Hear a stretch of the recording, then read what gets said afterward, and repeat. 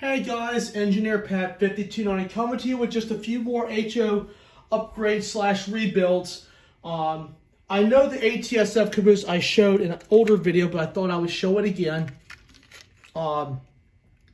This car was completely stripped of its parts, and I put brand new hardware on it and everything too. So this one's ready to go.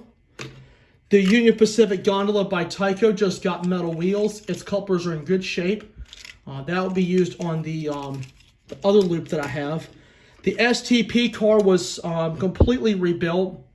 New knuckles, new metal wheels, and also some body work was done, but not as bad as the shell tanker, and the weight was glued into place. This Burlington Northern hopper was upgraded with fresh metal wheels on it. It runs great now.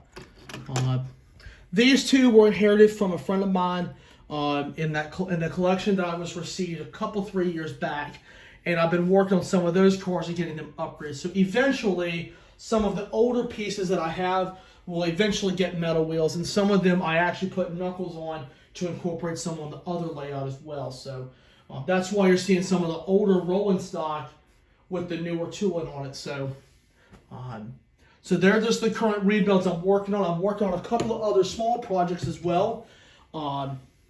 So I'm very tickled to death with this, and more rebuilds I'm thinking are going to be coming out later, but just as always, time and just availability of getting everything. So yeah, so that's just a quick little overview of some of the upgrades and rebuilds I have done. I'm also working on a couple of other pieces as well, so nothing too fancy right now, just upgrading what I have.